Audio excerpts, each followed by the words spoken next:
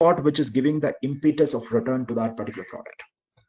This is how the equity linked note work.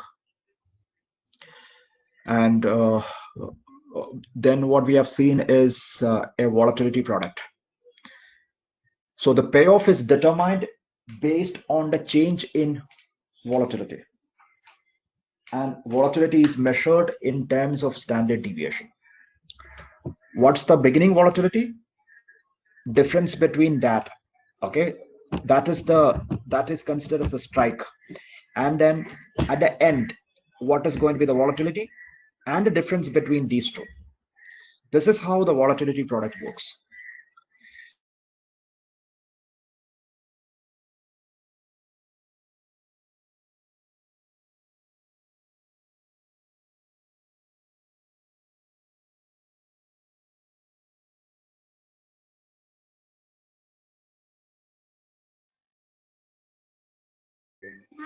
Yeah, sure. So what is actually volatility? Volatility is the measure of risk in the market. We have seen that examples of two stocks yesterday, correct? One stock which is deviating at a greater margin from the average price, but the second stock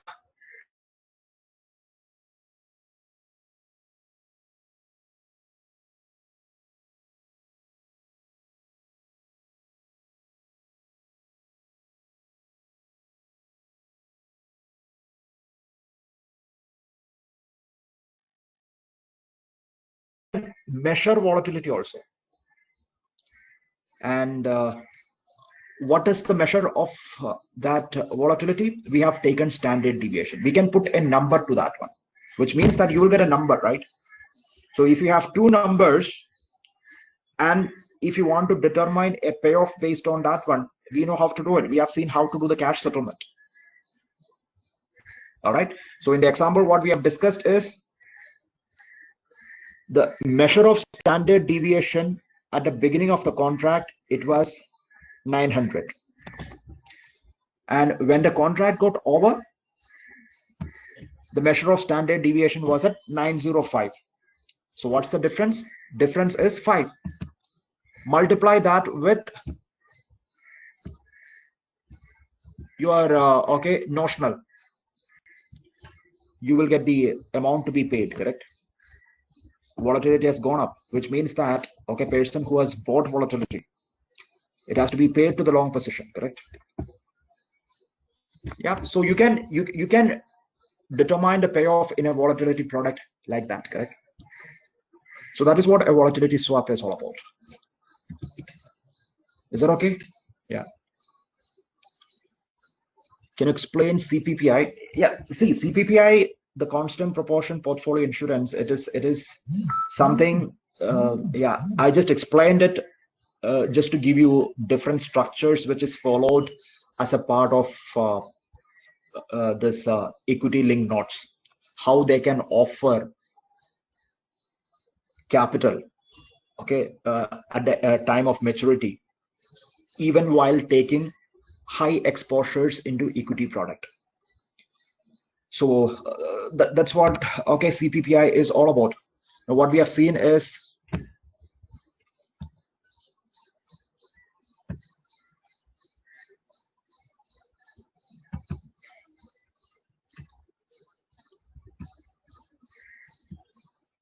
a customer contributing 100 rupee.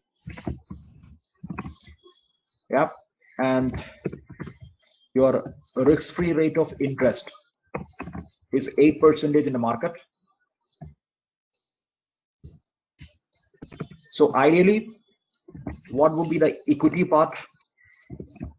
Sorry, what would be the debt part? Debt part has to be 80 rupees or 79 rupees. So the 79 can grow to 100 over a period of time. Equity part would be 21 rupees, correct? This is what the allocation. So this 21 rupees you can invest in equity or equity options, which will give you that higher return. exponential return to the portfolio. 79, it is in risk-free rate of investment. It is in government securities. So this one will grow to 100 rupee by the time maturity comes. This product has got a period of 3 years. It has got a maturity of 3 years. All right, so this is what normally a product works. But if you want to take higher equity exposure, that is what I said, you can have a different strategy, which is called CPPI, constant proportion portfolio insurance. So here it works with a multiplier. All right, and the multiplier, we are assuming that it is going to be 2x, a small multiplier, and we are assuming that the maximum value this equity investments can come down is 14. If that is the case, what is the equity exposure the investor can take? Investor can take an equity exposure of 2x, okay, which means that 80. So now portfolio looks like this. Debt will have 20, equity will have 80 allocation. Now equity allocation has increased, but the danger for this particular strategy is, what if equity markets comes down? Equity markets can be very volatile, correct? Let's assume that equity market came down to 40 rupees, almost 50%, value depletion. Okay, so your portfolio has become 40. So if this is what the interest rate scenario, that you are getting 8% risk-free rate of return, at any point in time in debt you should have 80 rupees, correct? In debt you should have 80 rupees, correct? Then only this 80 rupees at 8% return can grow to 100 rupees in 3 years time. But what happened now is your equity portfolio has come down to 40. So your total portfolio value is going to be 60 now.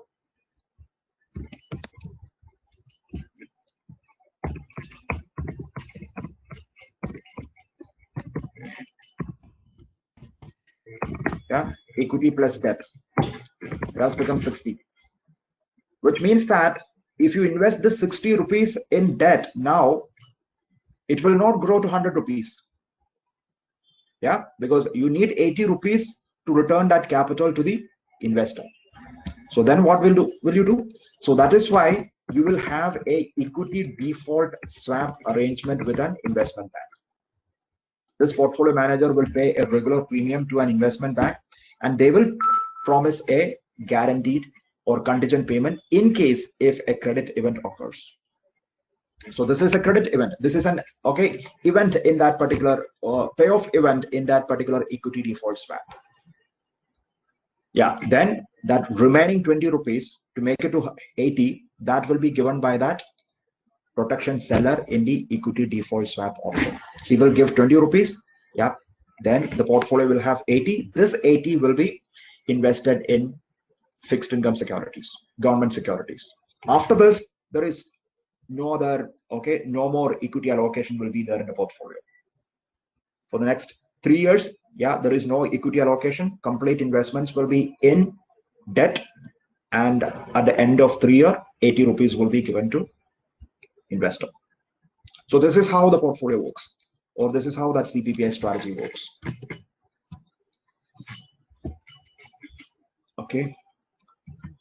So what is the difference between high beta and low beta stock? All right, this is not a part of our the program. But let's see what exactly it is. So basically, risk can be of two types. One is a systematic risk, another one is unsystematic risk. So what is a systematic risk?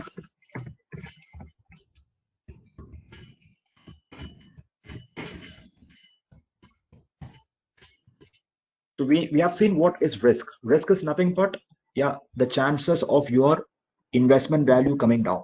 From an investment perspective, that is what risk is.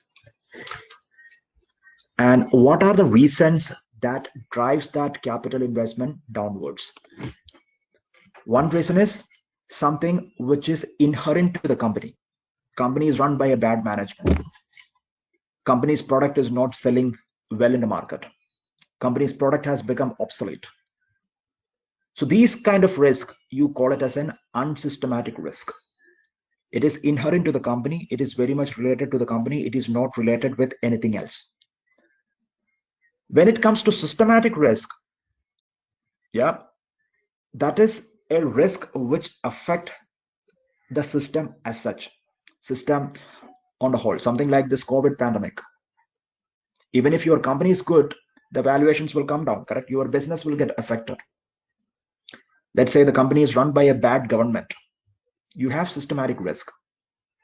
The country has got high fiscal deficit, high current account deficit. Unemployment rate in the country is very high. Country doesn't have a conducive industrial policy.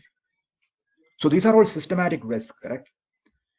So this will affect the system as a whole. So basically, beta is a measure of systematic risk, or you can say that it is a relative risk in relation to the general market. Yeah, what is the risk on this individual stock? So that is what a beta indicates. Okay, so beta is nothing but, statistically you call it as coefficient of correlation. All right, so if you look at the method of calculating beta, you will understand that it is the covariance of the security with the market divided by variance in the market. And when I say market, you can take as an index. Let's say we are going to calculate beta for which one? Infosys. How do we do it? Covariance of Infosys with Nifty. Okay. With Nifty divided by variance of Nifty. Sorry, yeah, market, variance of the market. So this is nothing but coefficient of correlation. You would have studied in your statistics. So yeah, more than the calculation, what is important is how do you read the beta? All right. So let's say a beta of 1. What it means that stock has got a perfect correlation. It has got a perfect correlation with Nifty, or in other words, the general market. It has got a perfect correlation. Okay. What it means is that, let's assume that Infosys beta with Nifty is 1. What it means is, if Nifty goes up by 12%, Infosys also goes up by 12%. On the other hand, if Nifty comes down by 8%, Infosys also comes down by 8%. That is what a perfect correlation means. So on the other hand, if it is something like, let's say 0.8,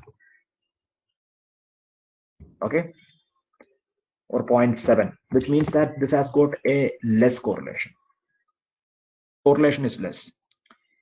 Nifty goes up by 10%. Yeah, Infosys will go up only by 7%. Nifty come down by 10%. Infosys will come down only by 7%.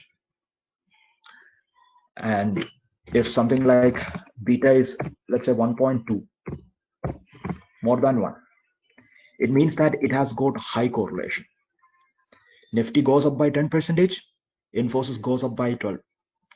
Nifty comes down by 10%, Infosys go down by 12%. So this is how we have to read the measure beta. All right. So beta is a measure of relative risk, or you can say that it is a measure of systematic risk. How much the stock price can get influenced by the general market. That is what beta indicates. So now you tell me, what do you mean by a high beta stock? Does it mean that high risk or low risk?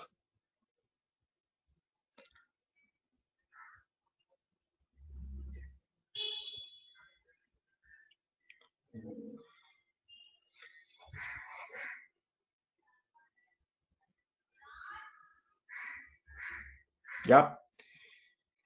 A high beta stock means high risk. Market going down by 10%, your stock will go down by 12%. Correct? On the other hand, if you have invested in low beta stock, your downside will be lesser. Correct? Market going down by 10%, your stock is going down only by 7%. Correct? Your downside is protected. Return potential also is so less. So that is what risk is all about. Correct? There is something called risk return trade-off. Higher the risk, higher will be the return potential. Correct? Yeah. So during times of high volatility, okay, what the fund managers will do is like they will move their investments more into low beta stocks. High volatility means the chance of market coming down is more. Correct? So they will move their investments into, okay, low beta stocks. On the other hand, if volatility is less and there are some clear visibility of upside movement in the market, then fund managers move their stocks into high beta stocks. So when the market goes up, their equity portfolio can give a better return than the market. So this is how the fund managers try to generate that alpha. Alpha means the additional return the fund managers have generated over and above the benchmark. Yeah. So that's what beta needs to be seen, or that is what beta is all about. ELN and EDS are the types of kind of equity swaps which is related to equity. See, equity swap is a different product. Equity swap, what happens in an equity swap? There, the counterparties are agreeing to exchange cash flows. In one leg, it has to be a return on equity. The other leg is a interest rate. And there is a option of paying negative return also. If the equity reference goes down, then negative return also given by the interest leg pair to the equity leg pair. So this is what an equity swap is all about. So based on that, and considering the features of ELN and EDS, equity default swap, do you really want to call it as an equity swap? Just because of the reason that they have got equities in their name. I won't do it, because equity default swap is what is actually being exchanged. It is not a return on equity.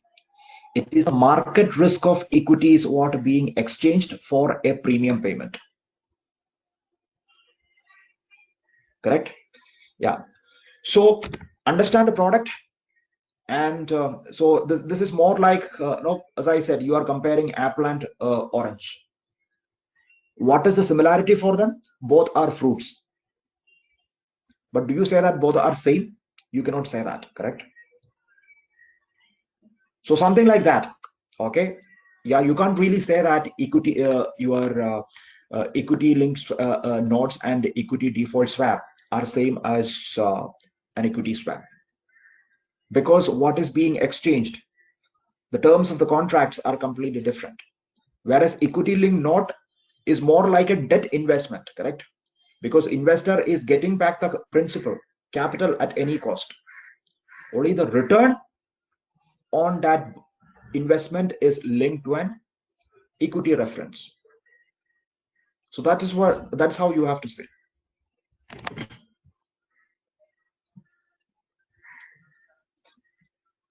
In MBS, which one is safer to invest? Pass-through certificates or CMOs, and why? Yeah, I'm not going to answer that question. You answer that question. Which is safer, pass-through certificate or CMO? Based on whatever that we have discussed, you tell me which one would be safer.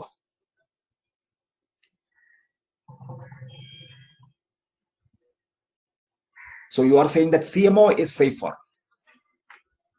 Kunal has got a different opinion. Paresh also agrees with Kunal.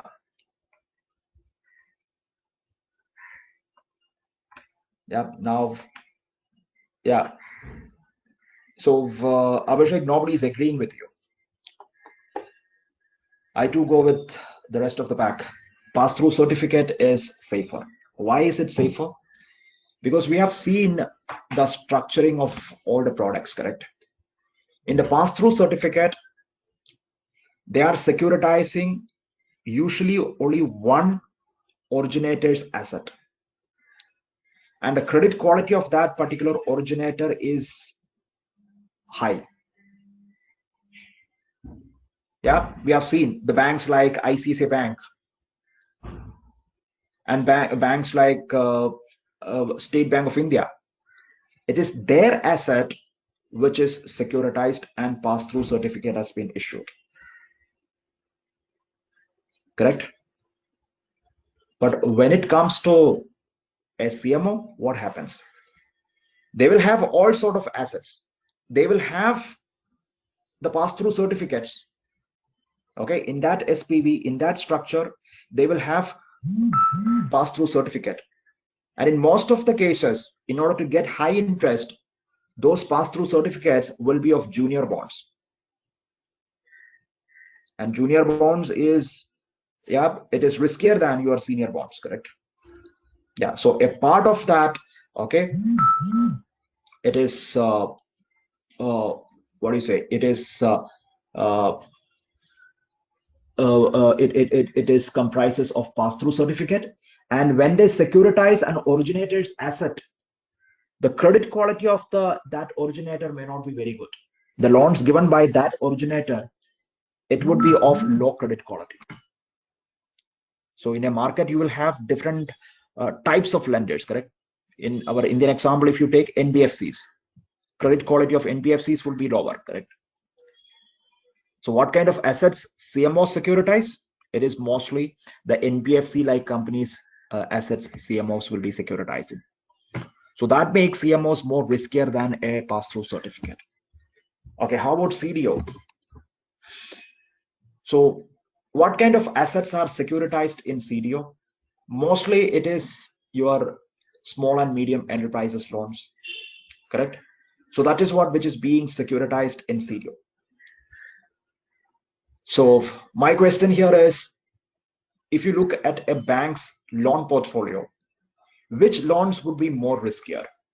Loans given to individuals or loan given to corporates?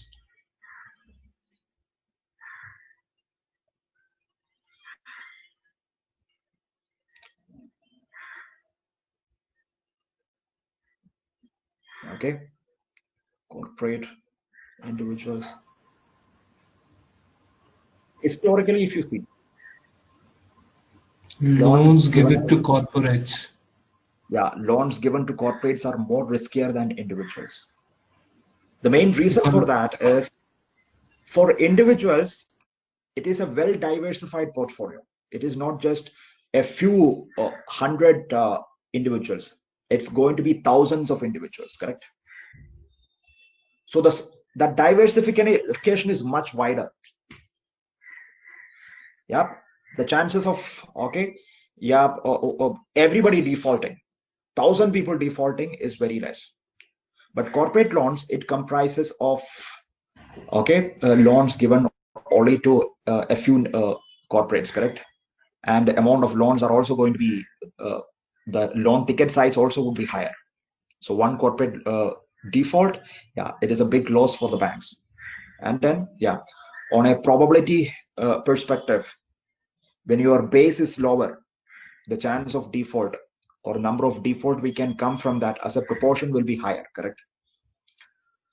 So that way, if you see, loans given to individuals are much safer for banks. Yeah. So Osama, you want to add something? No, that loan provided to corporates are very huge, and for like the term is also very long. So the exposure Yeah. to the risk of default is more than that of an individual. Yeah, absolutely. Yeah. And then you don't have the benefit of diversification also, Yeah, because exactly. numbers are very, very, very few. All right. Yeah.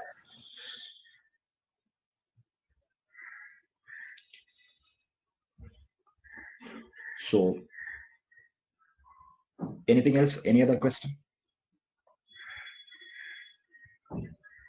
Sir, I have Okay. a doubt. On the day of Bench launch, Mr. Manish has told that there are some additional topics which is added by SocGen in our content. So can I know that the topics which are added? Uh, as per the information which is given to me, is like uh, uh, there isn't any additional topics which is added in level one. Actually, there are some topics which has been taken out from the level one, like your option strategies and all those things. That has been taken out from the level one. So if anything is there in level two, yeah, I won't be able to tell at this point in time. Okay, sir. Thank you. Yeah, maybe any which ways we will take clarification from Manish on that. Okay, thank you. Yeah. Then total return swap. Okay. All right, total return swap, as we have seen, okay, to an equity swap, if you add one more leg and one more additional payment, then that will become a total return swap. In a total return swap, the equity leg payer, he will pay the total return on equity, which means that his capital appreciation plus dividends. Any intermittent dividends paid during that particular period, that is also paid by the equity leg payer. And then he also has to cover the credit risk for the interest leg payer.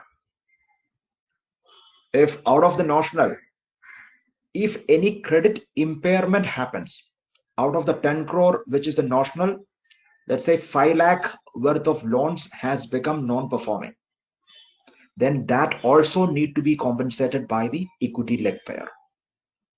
So that is what a total return swap is all about. So if you look at the total cash flows involved in a total return swap, first from the equity leg payer, there is return on equity, and this return on equity includes dividend also. And from the interest leg payer, there is an interest payment. It could be fixed or floating. And then if there is any negative return on equity, that also has to be paid by interest leg payer to equity leg payer. And if a credit impairment happens to the notional of the interest leg payer, that also that has to be compensated by the equity leg payer. So these are the total cash flows which is involved in a total return swap. All right. Can we say ETF are low beta with higher return? So what is an ETF? ETF is basically an exchange traded fund. So by definition, an exchange traded fund is something, and it's a mutual fund whose units are listed in the stock exchange. That is what an ETF. Usually it can be an index fund. So ETF for portfolio will have the same set of shares what is there in the index. Then what would be the beta of the fund with respect to the index? It will be 1, correct? So you can't. So it's a perfect correlation. So you are not going to make any, what do you say? Beta is not going to change for the ETF portfolio if it is an index fund and then to the index. All right. Yeah.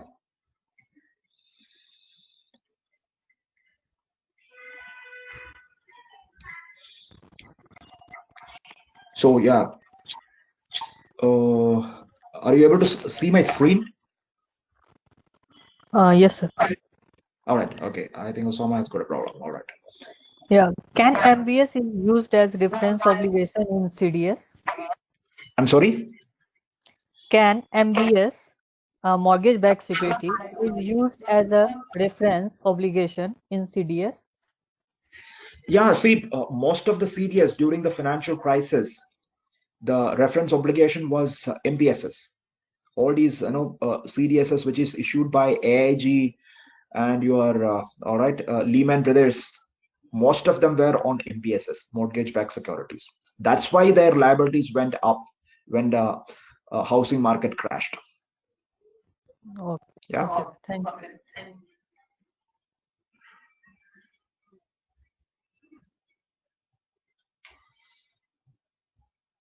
Hello. Yeah. So what is the use of accumulators?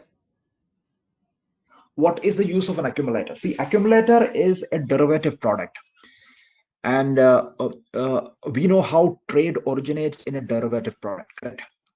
In a derivative product, trade originates because the counterparties will have either opposite views or opposite interest in the underlying asset. That's the scenario where a derivative trade basically originates. So accumulator can be used by a portfolio manager if he is acquiring the stocks, all right, and he is kind of locking in that particular price, correct?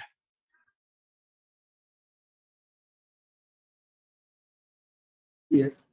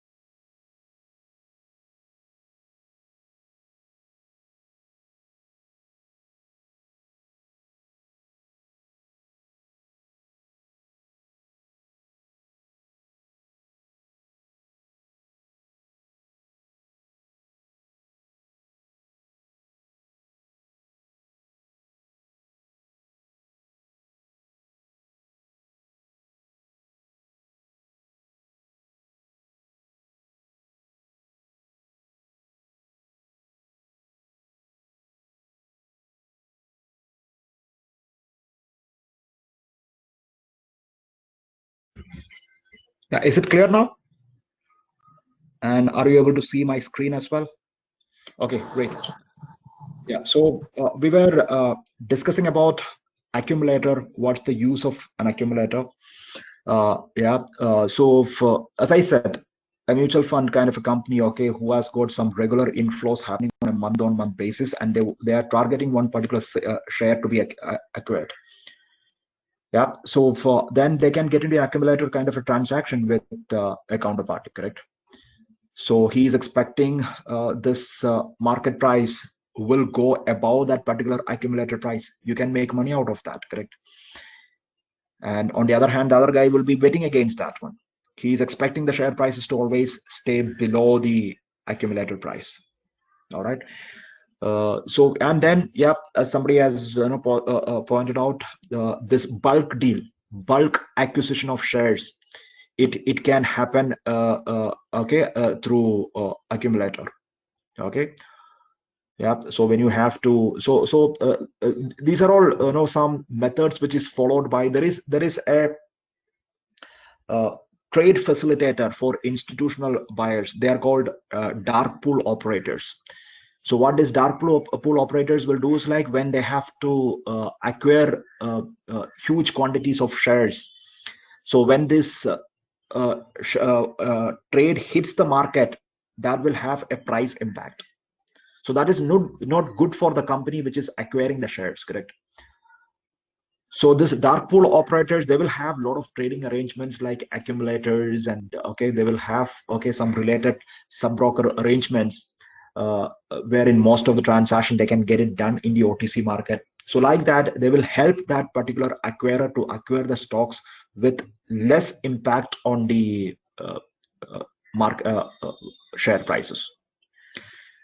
So that way, yeah, accumulator has got applications like that.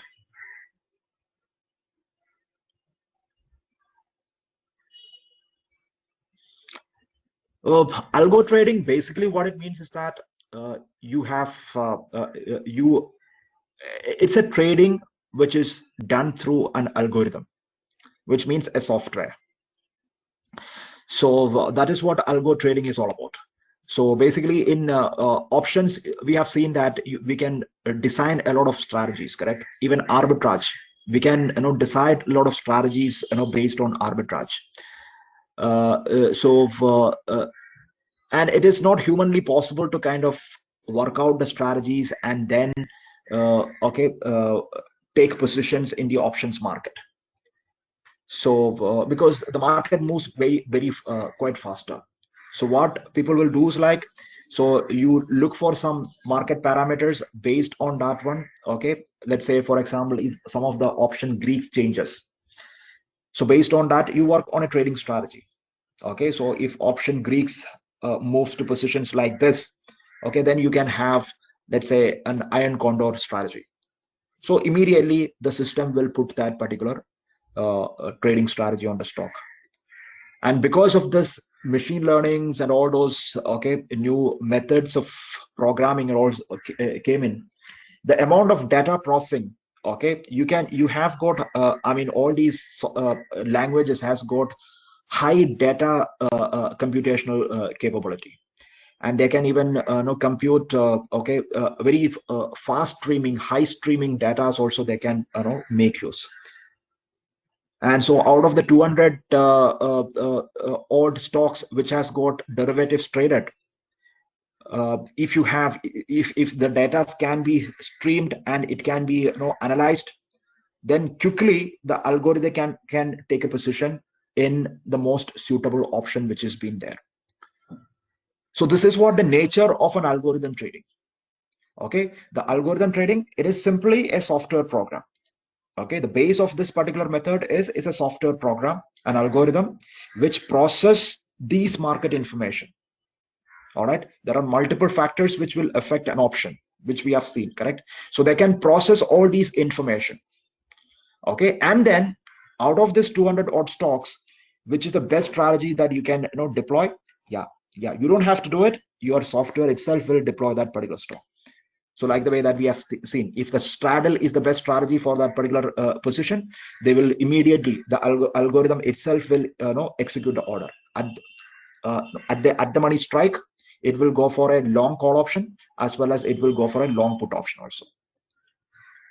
And that position is taken by the software program itself. That is what an algorithm trading is all about.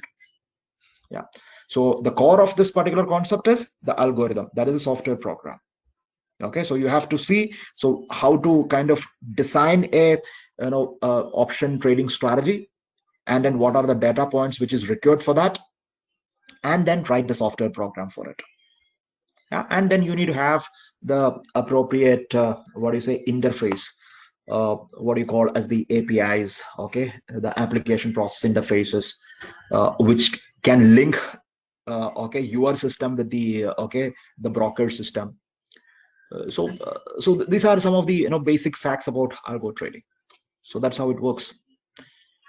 So for Python is the major language which is used for by the algo traders, because Python has got a better computing capability compared with most of the other languages which is there in the market today, whether it is R programming or whatever it is. Python is the most popularly used language for algo trading.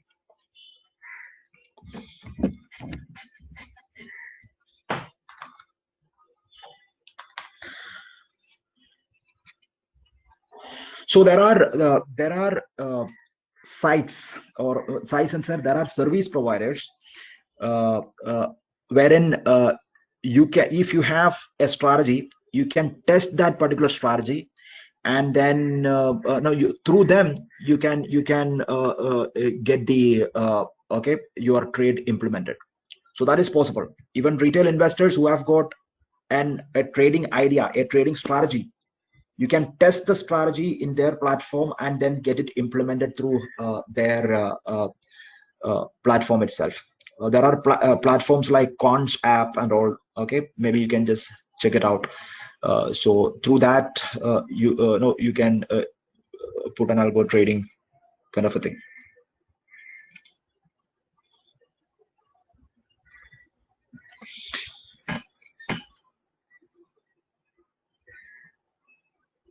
Okay, yeah, Upstocks also algo trading.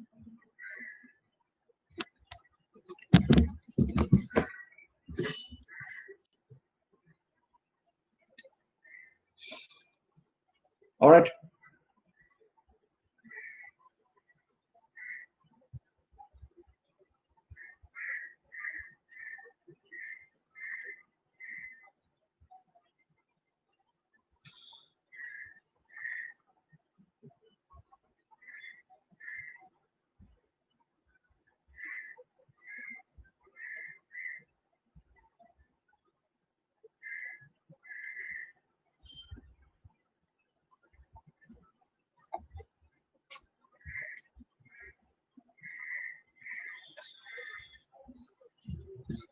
Okay, fine. So if no other questions, let's move to the rest of the topics that we have to discuss.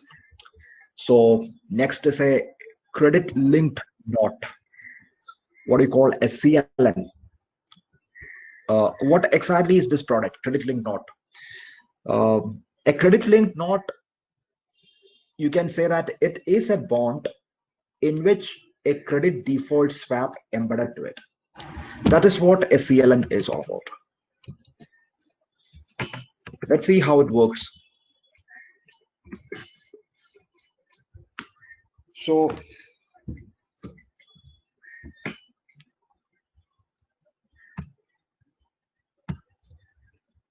it will have basically three parties. The entire structure will have three parties. First one, okay, a bank.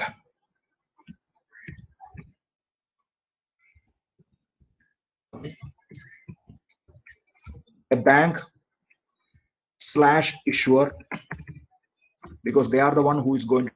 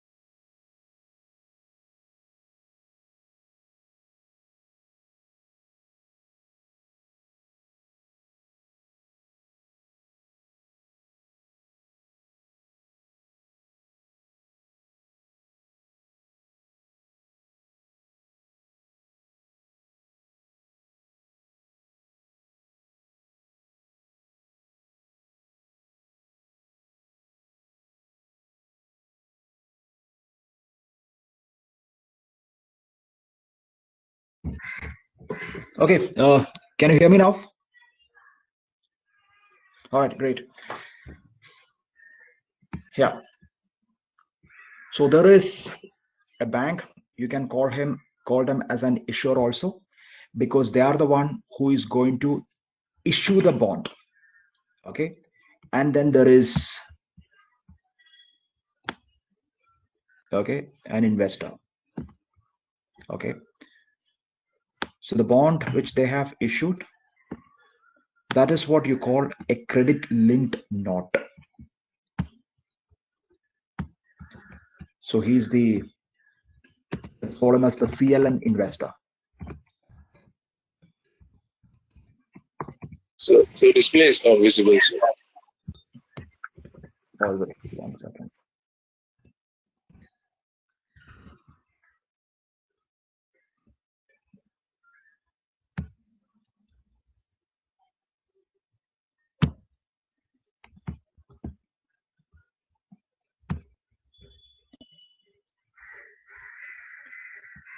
Yeah, can you see the screen now?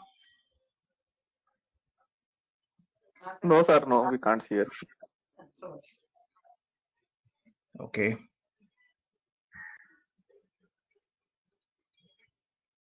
Now it's coming. Now it's okay. All right. Okay, great. Yeah. All right. So what I said is like, yeah, there is a bank. He's the issuer of the credit link note, which is the bond. And there is an investor. He's the CLN investor. Okay. So when he invests the money, then he will pay the principal to the bank, correct? The principal amount that is paid by the bank.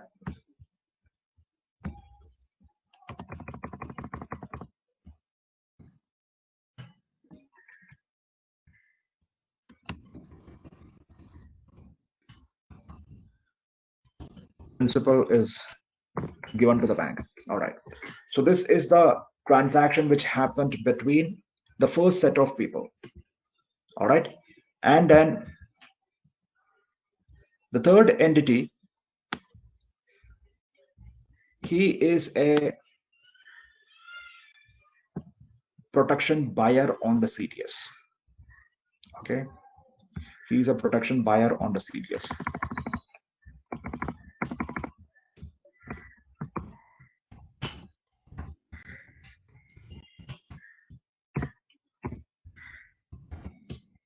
So who is his protection seller? His protection seller is the bank itself. The bank is also the protection seller between protection buyer and protection seller. Okay. Okay, so what happens? The protection buyer, he will pay the regular premium, correct? And protection seller has to pay the contingent payment.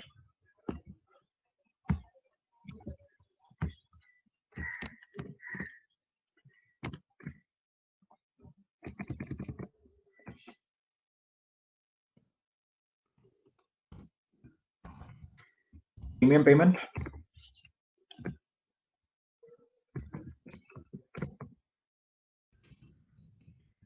and this is the contingent payment. All right. So this is what the arrangement. So I'll explain it once again. So there is a bank. Bank is the issuer of the credit linked note. There is an investor. The investor has given the principal, and in return, let's say the bank has to give. The bank will be paying coupon, correct? Because he is an issuer of the bond, correct? So he has to pay the coupon. Yeah. So that is between the CLN investor and the bank. And then bank is also a protection seller in a CDS. So there is a protection buyer for him. So that protection buyer will make the premium payment, and then, yeah, so the bank is promising to pay the contingent payment.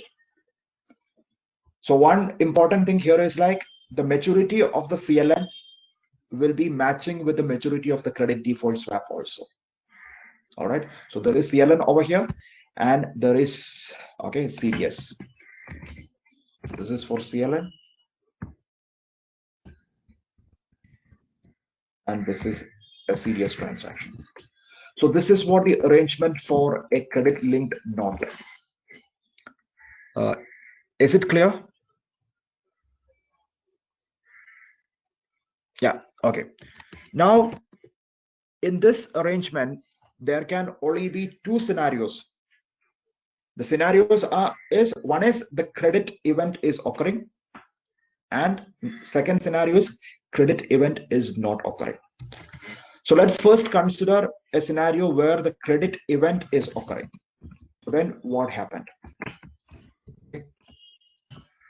No credit event. There is no credit event. Then what happens? Yeah, this is an arrangement for 3 years.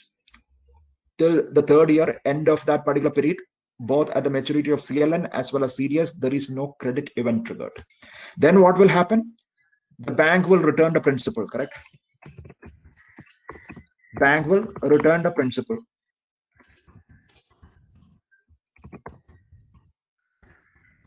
Correct? In between, he would have paid the coupon also. Yeah. So the CLN buyer will be very happy. Here, what would have happened? Yeah. No transaction on CDS. Correct? Because there is no credit event triggered. So whatever premium which is received from the protection buyer, the bank is going to keep that. So there is no transaction on CDS. So this is if there is no credit event. Okay. So what happens if there is a credit event? Let's say occurrence of credit event. Okay, the credit event occurred. Then what happened? Then bank will make the contingent payment.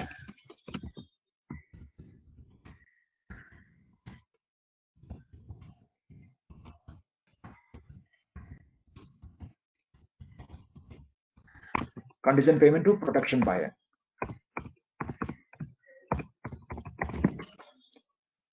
Right?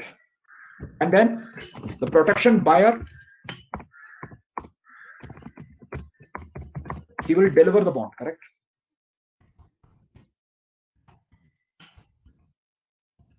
The bond for which is the reference obligation, that will be delivered to the protection seller, which is the bank here. And the same bond will be delivered to the CLN investor.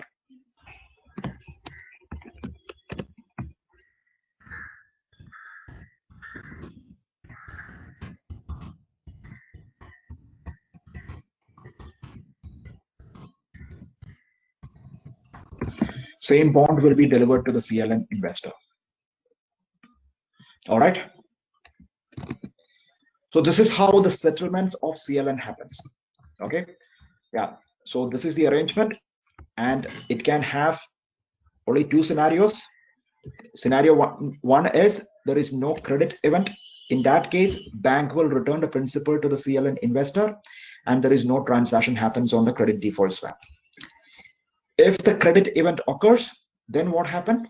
Bank will make the contingent payment and take delivery of the reference obligation, and then that is given to CLN investor. So this is how this transaction works.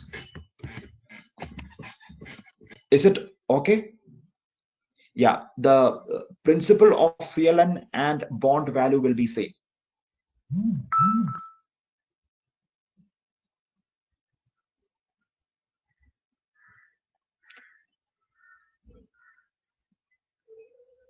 Okay, now let's see, why would each of these counterparties get into the contract? Why would they get into an arrangement like this? Let's start with CLN investor. Okay, CLN investor, why would he get into this contract? He got into the contract primarily for the purpose of, he is a bond investor. But if he invests in a normal bond, there is a coupon that he would be receiving it. But here, the coupon in a CLN, coupons will be higher than a normal bond. Why? So there is, bank is a bond issuer, correct? So they are agreed to make a coupon payment, but they can also make use of the premium received. A part of the premium which they have received, that also can add to the premium of this particular CLN, correct? So what will happen? Yeah, the CLN investor will get a higher coupon than a normal bond, because the issuer can make use of the serious premium that he is receiving for paying off coupon to the CLN investor. So his objective of getting an arrangement like this is with the objective of getting a higher coupon. Yeah, he is getting higher coupon. Yeah, now we are going back to the fundamental principle of investment. Higher return, higher will be your risk also. Here, risk for the CLN investor, it is not just one credit risk he has. He has to bear the credit risk of, yeah, this bank issuer as well as the protection buyer, correct? The bank as well as the protection buyer. What if he is not delivering the bond? Okay, yeah, any credit impairment happens for this reference obligation, then also his position is compromised, correct? This reference entity, all right? If any credit risk of that one, that will affect the CLN investor as well as the bank's credit risk, that also affect the CLN investor. So he will have a higher credit risk. The CLN investor will have a higher credit risk. Okay, yeah. So is that clear? The position of CLN investor, he is getting into the contract with the objective of getting a higher coupon, but he will have a higher risk, because the credit risk that he has to bear is that of the reference entity in the CDS contract as well as the credit risk of the issuer of his CLN, that is the bank. Yeah, all right, now let's look at the bank. Why the bank gets into an arrangement like this? Bank is a borrower, they need fund, that's why they have issued CLN, they have got the principal. All right, yeah. Now if there is a bond which is issued by this issuer, he is obliged to pay a coupon. But if he has got this premium receipts, what will happen? His cost of borrowing will come down. The cost of borrowing of this particular, okay, CLN issuer is lower than other borrowers in the market, because for paying coupon, he can make use of this premium that he is receiving as part of CDS, wherein he is the protection seller. Yeah, so this is the reason why the bank is there in this arrangement. All right, yeah. And when it comes to this protection buyer, you know the reason, correct? Why protection buyers get into CDS contract?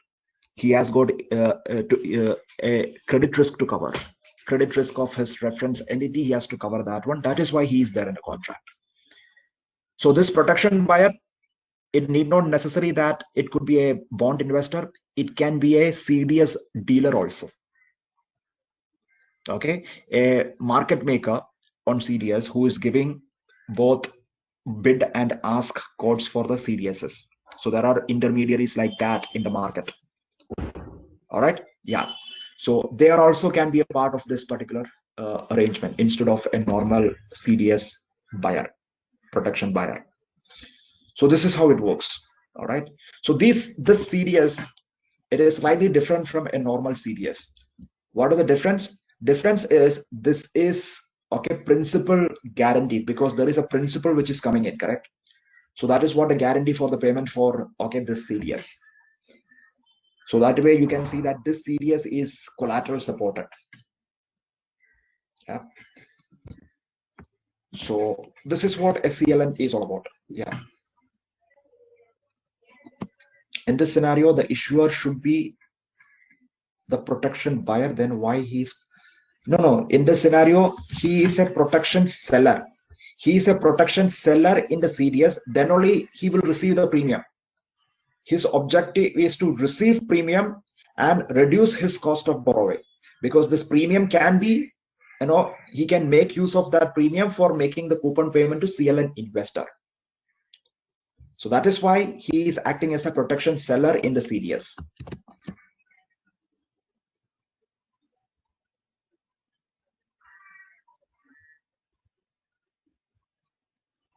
Is that okay? Yeah.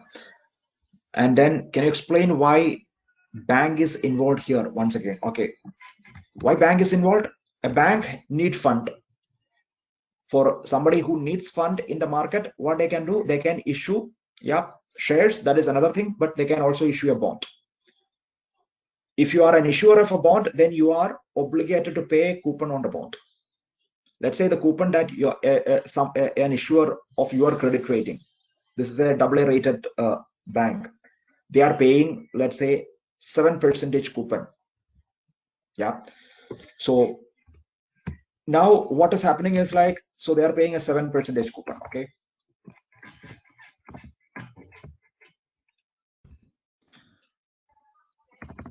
What is happening here is like they are getting a premium also, correct? So as a part of this 7, let's say they have to pay 700 rupees, 700 rupees premium. But as a part of the CDS, they are getting 900 rupees premium, which means that this entire 700, it can be completely subsidized by this one. Who is actually paying the premium? Sorry, who is actually paying the coupon on this particular CLN? It is paid by this particular CDS premium payer, correct? The protection buyer. It is his premium that is being passed on to the CLN buyer as a coupon. So cost of borrowing for the bank is almost nil now. So his cost of borrowing can be nil or it can be lower also. So that's the reason why the bank gets into an arrangement like this. Is that okay?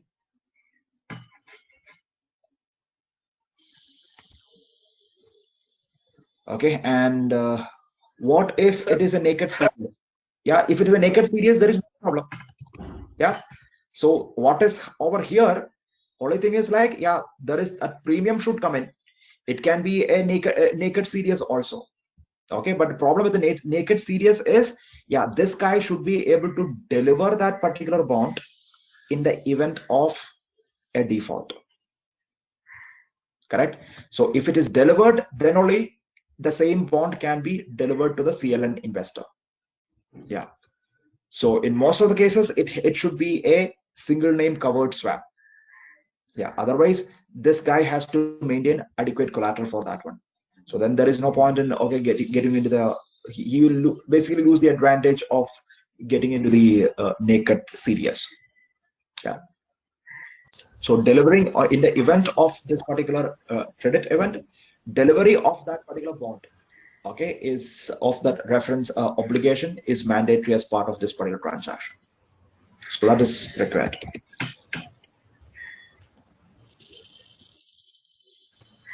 Got it. It's linked with CDS. Okay. So can you once again? Yeah. So when a credit event happens and the protection seller gives the bond to the protection, protect onto the protection seller, that is the issuer and the bank, the credit linked note. After that, the bank sells it to the credit linked note investor, right? Correct. So the bank will sell it at par. Like, what is the principal amount? No, he will simply deliver it. He already owes a principal to the credit linked note investor, correct? Okay. So he has given 1,000 rupees as a principal for the credit linked note, correct? Yes, yes.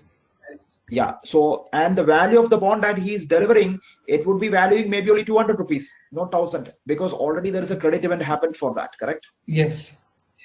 Yeah. So he can only get that particular recovery rate from the market. Post credit event, what is the amount which can be recovered from the market? He can get only that recovery amount. Okay. So that is why the credit risk at the CLN investors end is high. High. All right. Because there are two credit risks he has to face. One is the bank's credit risk. Next is the reference entity's credit risk.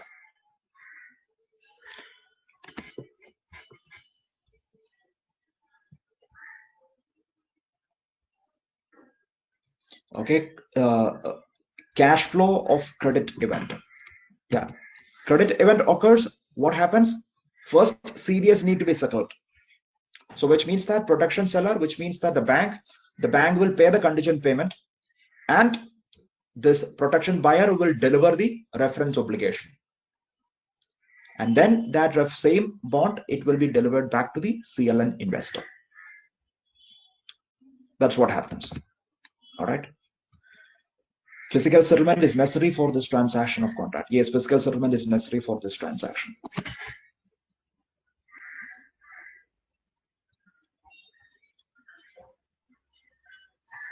All right. Fine.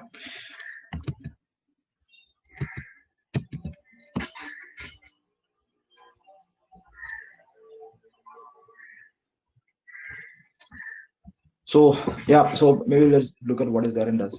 It is the direct obligation of the issuer, but it contains additional credit risk for the buyer.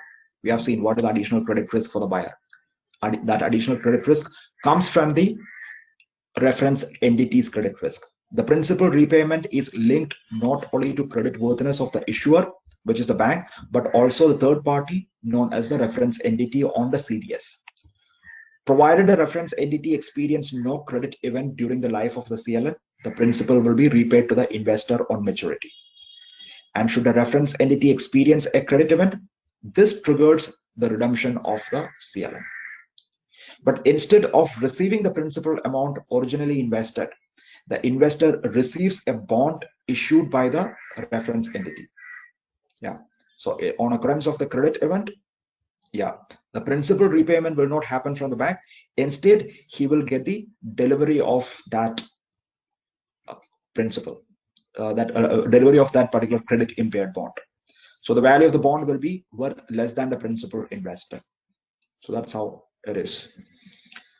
Yeah, we have seen there is a bank. Bank is the CLN issuer. This is the CLN investor. He gives his principal. Then there is a coupon payment the bank giving to the investor. And then there is a CDS protection buyer. Protection buyer will give the fixed payment, the premium payment. Okay. Yeah. No credit event. There is no transaction on the CDS. They will keep the premium, and the principal will be repaid to the investor. In between, investor would have received a higher coupon. If credit event occurs, yeah, that the contingent payment, okay, that will be given to the CDS investor, and the bond reference obligation will be delivered, and then it will be delivered to the investor also. So why invest in CLNs? The investor is carried a risk on just CLN issuer, but also on the reference entity. The coupon return which he receives will be higher than investing in a medium-term note.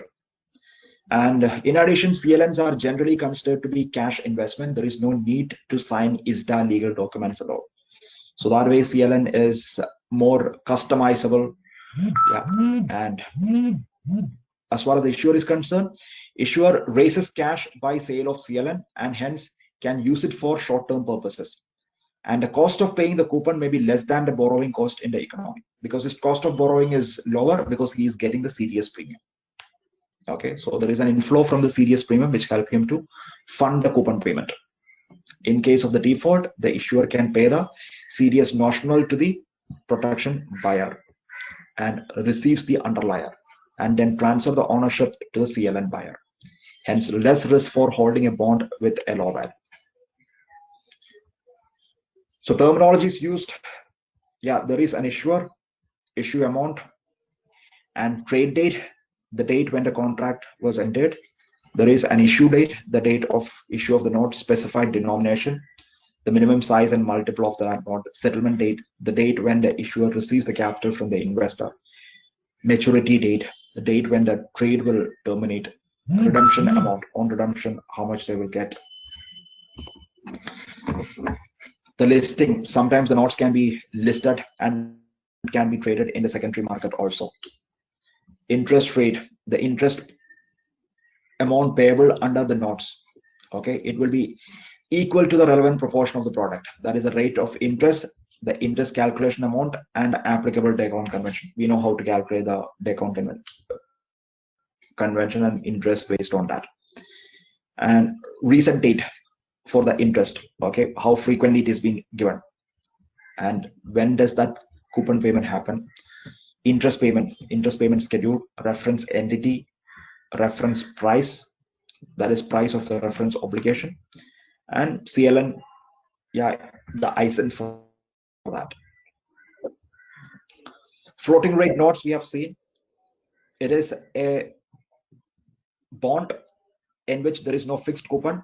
Coupons will vary based on a benchmark. Yeah, benchmark can be LIBOR, MIBOR. Yeah, they will government institutions such as Fannie Mae, Freddie Mac. They are the Fannie Mae, Freddie Mac. They were the mortgage companies in US. So they were the issuers of FRNs in the market, and it can be inflation indexed. Okay, and which is be issued by governments. FRN usually are linked to a short-term rates. Yeah, 3 months LIBOR, 6 months LIBOR. FRNs based on a long-term rate are also there. Say something like 50 basis point above 1 year treasury bills, or 100 basis points above 5-year bond. So that way also, okay, you can have FRNs. And the US market has encouraged retail participation in the FRN space by creating multiple products linked to FRNs. So they include floating rate fund, okay, and WAN market vector investment grade floating rate fund. This is an ETF, exchange traded fund. And SPDR, Barclays Capital Investment Grade Floating Rate Exchange Traded Fund. So in America, in order to encourage investments in FRNs, they have come out with a lot of products, which mainly includes exchange traded fund. Exchange traded fund, which has got their portfolio comprises of FRNs. And then these ETFs will be listed in the stock exchanges also. So the biggest benefit of an FRN is that the interest rate changes along with the market conditions. Hence, the interest rate risk is eliminated from FRN. We have seen that. If floating interest is paid, yeah, we know that when the interest rate in the market changes, the market price of the bond change opposite that. So that is because the new bond issues are coming at a higher coupon or higher interest. So that problem is not there for FRN. When the market interest changes, the coupon or the interest on FRNs also changes. Okay. So purchasers of traditional bonds will see their bond prices go down when the interest rates go up. Yeah. So the same example that we have just discussed.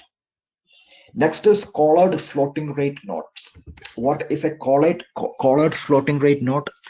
A collared floating rate note is nothing but you have a cap and floor for the minimum interest payable as well as the maximum interest payable.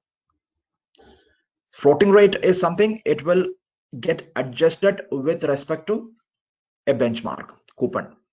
Sometimes, yeah, there will be a spread attached to that particular reference, like 50 basis points, LIBOR plus 50 basis points, correct?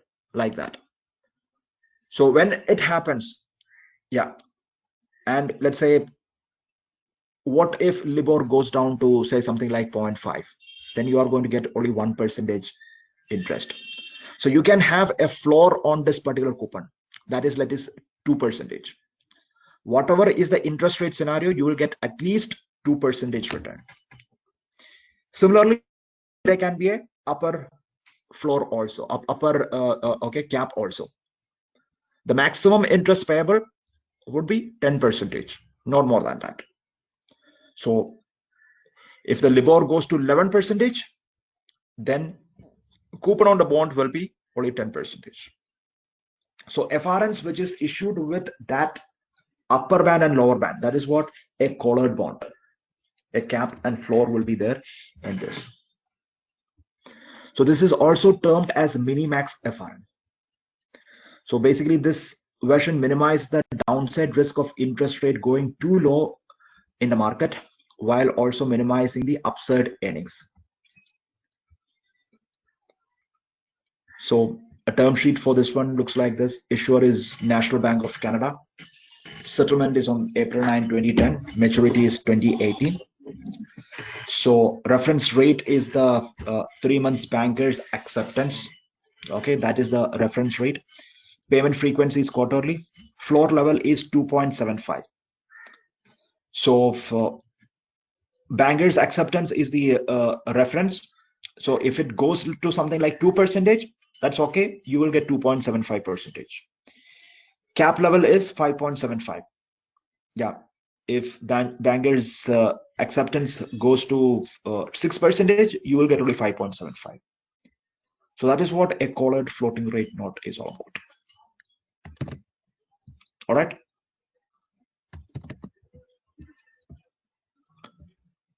So this is an example. They have given 2.75. Yeah. Look at, just see the way how 3 months bankers acceptance rate has fluctuated. Yeah, it has okay, even come down to these level. In those times, yeah, you would be able to get minimum return of 2.75% on your FRN.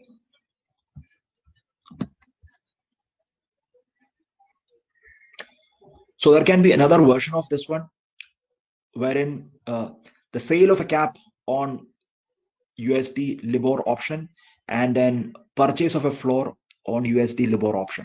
Okay, so what happens is, like, there is an investor, issuer is there, okay, and he is paying coupon. So now investor can buy a cap option. All right, a premium can be paid wherein he will get a minimum return. All right, or he can buy the cap option, saying that if it goes above that, yeah, a premium will be given by the issuer.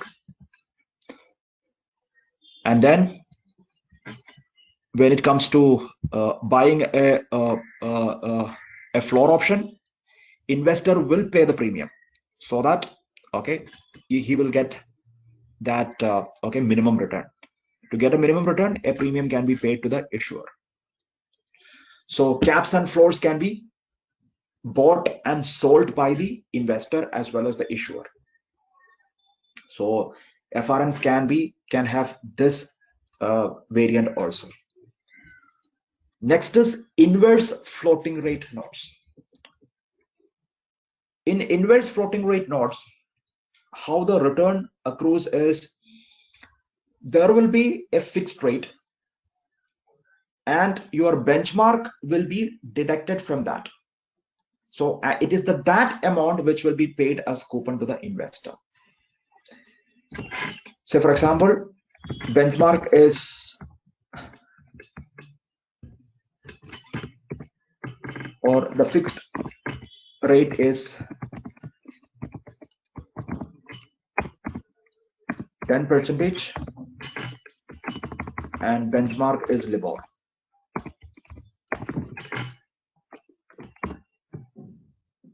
And on the first coupon payment period, LIBOR is 3%. Then 10 minus 3. 7% will be given to the investor. 7% will be the coupon. LIBOR becomes 6 in the next payment date. 10 minus 6. 4% will be given to the investor. So this is how a inverse floating rate note work. All right. Yeah. So is that okay? So which is better for an inverse FRN investor?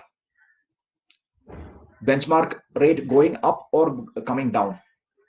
Which is better for FRN inverse FRN investor? Yeah, benchmark rate coming down is better because it is that difference with the fixed rate which will be paid to him. Correct. Difference between FRN and inflation index bond, there is no difference. In inflation index bond, the reference for calculating that floating rate interest is the inflation benchmark. Okay, whether CPI, consumer price index, or a wholesale price index, that would be the reference for that benchmark. Other than that, there is no difference. All right. Yeah.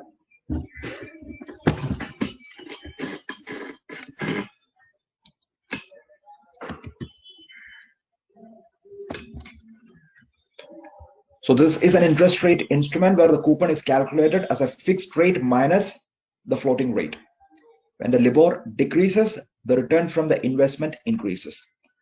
The returns cannot be negative as the rates usually float at 7 or 0%. They make use of falling LIBOR rates in the market. The rate of return earned here is much higher compared to entering into a normal interest rate swap. During a period of sustained fall in interest rate, investors were seeking to benefit from it when the interest rate falls.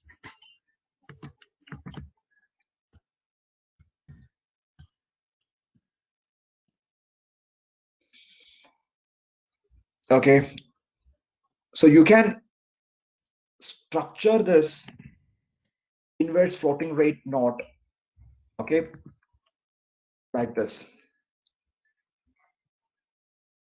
So there is a LIBOR rate, okay, and then you will structure in such a way that, okay, your return will be on this 17.25. Okay, what happens is, okay, investor is receiving coupon on the bond. Okay, he is receiving a coupon of 8.5%, and then he can get into a interest rate swap wherein he is also receiving the LIBOR. All right, so in that case, what happens? Yeah, his investor returns get increased. Correct. So you can structure a inverse floating rate note using an interest rate swap also. So next is deferred inverse FRN. As the name goes, deferred premium, the degree of change. So that is what delta indicates. Then next option Greek is gamma.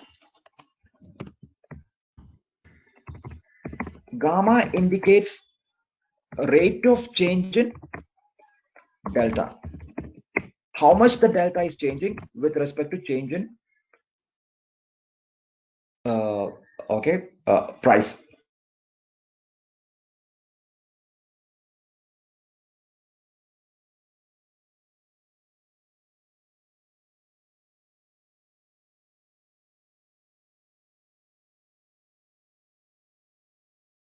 That indicates, right?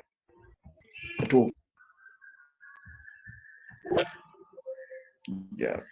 So my this one is likely to go off because I've got a power outage here. So let's see how long it will go. So the rate of change. Okay. let's say XYZ company, its market price is 100, call option with a strike of 100. Current premium is 10 rupees. Now, market price has moved to 105. Now, the call option premium from 10, it has become 70. With a change in market price, there is a change in the option premium, correct? That is delta. So what is the rate of change? Okay, let's consider another company. ABC. Its current market price is 100, and there is a call option with a strike of 100, and that is also currently trading with a premium of 10. Market price of ABC Limited, it has become 105. Premium has gone to 20. Now you see, rate of change in premium is not the same, correct? So gamma basically measures this. All right. So like that, you have theta. Okay, theta basically measures the time to decay, the rate of change in option premium with respect to the time to decay, time to expire. Okay, and then you have Vega. Vega measures the rate of change in premium with respect to change in volatility in the market. And then you have Rho. Rho is the risk-free rate of interest. With a change in interest, how does the premium changes? So the effect of this option premium, okay, that is measured using option Greeks. So otherwise, option Greeks are not, it's not a type of option. These are all some 5 factors which will influence the premium of those options in the market. All right.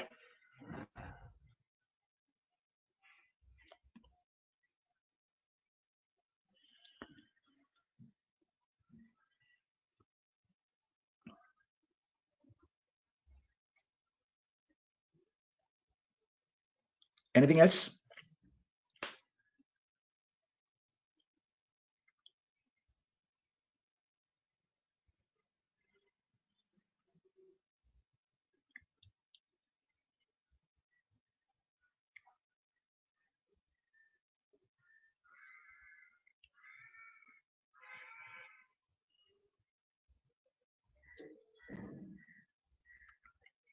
Okay, if no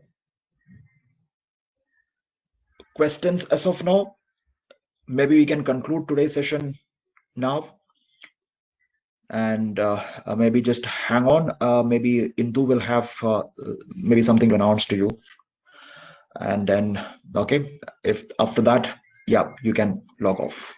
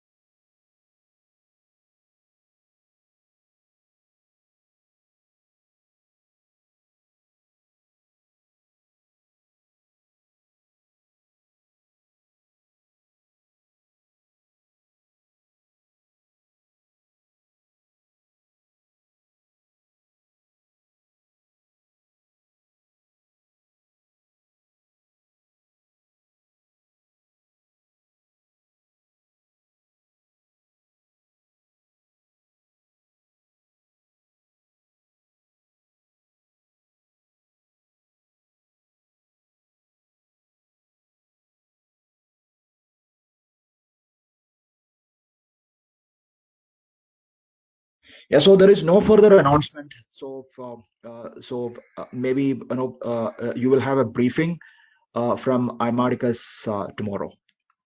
So let's conclude today's session. All right. So thank you all.